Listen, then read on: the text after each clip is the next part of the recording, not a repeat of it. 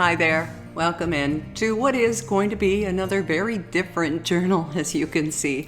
But I'd like to start with a thought. Time passes, but memories linger.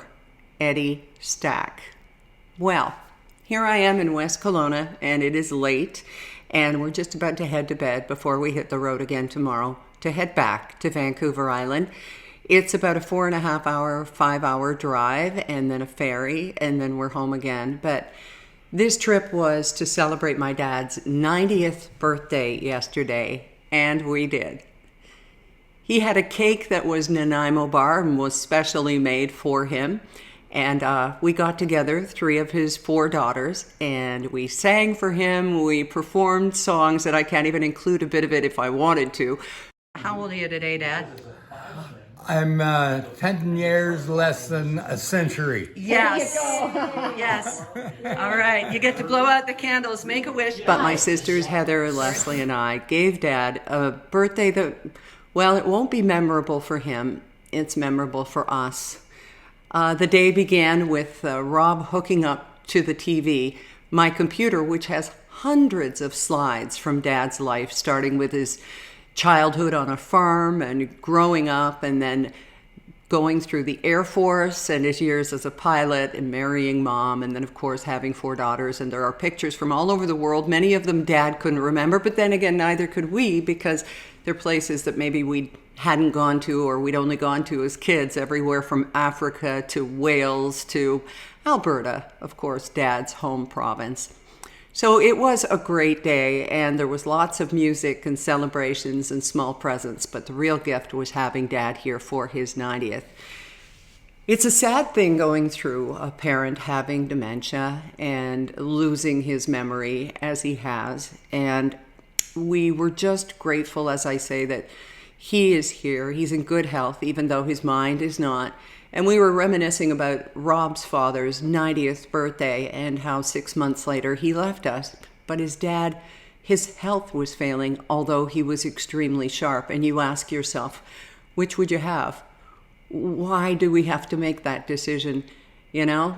But if I had my choice, everyone would be like our 98-year-old soon-to-be friend Mira, who is so sharp. And although her strength is fading too, she's just, sort of the epitome of what we should all aim to be when we're elderly. Anyway, it was a good visit. I was so grateful to be able to help out my sister Leslie, with whom Dad lives. And her whole family has just welcomed him in, and her son David takes over part of his caregiving when Leslie is out working, because she and her husband have a company that they started up that's going great, but it's just them and some of their drivers. It's a concierge delivery company. So you know what? You pitch in, you do what you can, you offer love and support.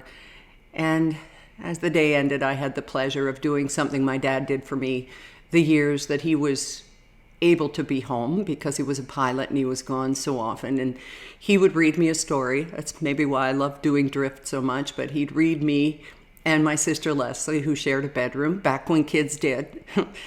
And then the lights would go out and he'd always say, "Turn over and go to sleep." And that became a joke in our family forever. It was always turn over and go to sleep. So last night, as we reminisced a bit about the day, and Dad didn't remember that it was his birthday, but I said to him, "I love you. I'll see you again soon."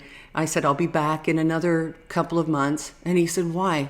Am I getting sick?" And he got totally serious about that. And I said, No, you're fine. He said, "Well, then you can come back in another month or so."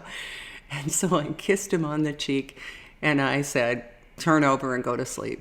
And he did. So that's my journal for today. And I wish you a gentle week, and hope that you have a father that you'll be lovingly remembering, or even with, next Sunday. We'll talk next Monday, though, and that it's a good one for you. So thanks for spending a bit of time with me here. We're in a condo in West Kelowna, and as I say, heading home tomorrow. And I will remind you that tomorrow night a new story drops on Drift. It will be Gulliver's Travels Part 1. Yeah, 3 new ones in 3 weeks, so I hope that you're enjoying it. And thank you so much. A brand new Gracefully and Frankly episode 24 awaits you this Thursday with Lisa Brandt, and I promise you a whole lot of laughs, okay? Take care, my friend. And thank you again. Bye from West Kelowna.